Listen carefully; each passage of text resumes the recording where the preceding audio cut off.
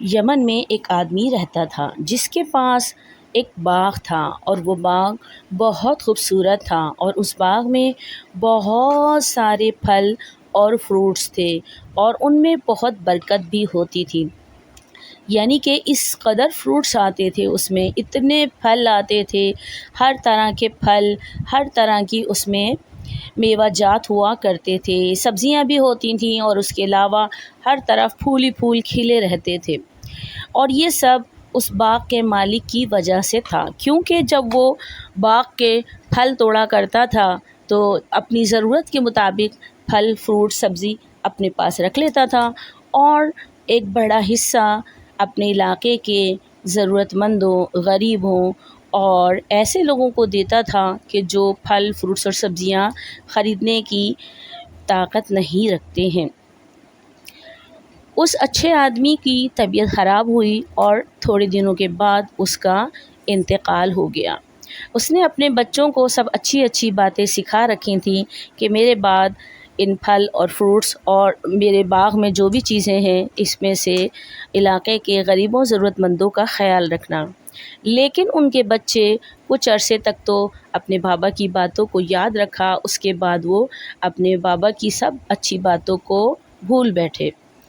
اور انہوں نے فیصلہ کیا کہ ہم لوگ باغ کے پھل فروٹ اس وقت توڑا کریں گے جب رات کی تاریکی ہوگی، تاکہ کوئی ضرورت مند ہمیں نہ دیکھے اور ہمیں اپنی چیزیں ان کو نہ دینی پڑیں۔ رات کی تاریکی میں وہ لوگ پھل فروٹس توڑ کے اپنے گھر لے گئے، اور جب صبح ہوئی تو پورا باغ خالی تھا۔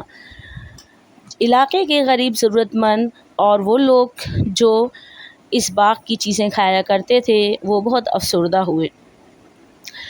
پھل باغ میں دوبارہ لگ گئے، اور یہ تینوں بھائی پھل توڑنے کے لیے ایک مرتبہ جب اپنے باغ میں پہنچے تو انہوں نے کیا دیکھا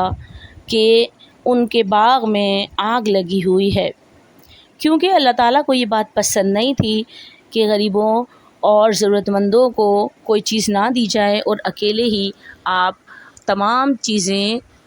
حاصل کر لیں۔ لہٰذا رات میں آسمانی بجلی آئی تھی اور ان کا پورا باغ جل کر راکھ ہو گیا تھا۔ پہلے تو وہ لوگ حیران پریشان وہاں کھڑے ہوئے تھے کہ یہ کیا ہو گیا، لیکن ان کی کچھ سمجھ میں نہیں آ رہا تھا،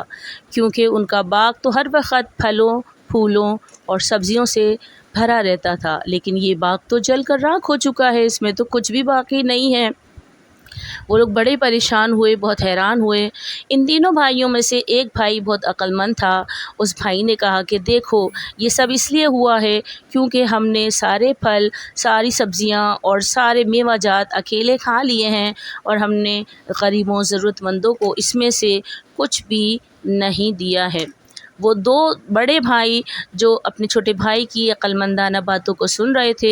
وہ بھی بہت شرمندہ ہوئے، اور انہوں نے آپس میں یہ عہد کر لیا کہ آئندہ سے وہ لوگ ایسا نہیں کریں گے، بلکہ اپنے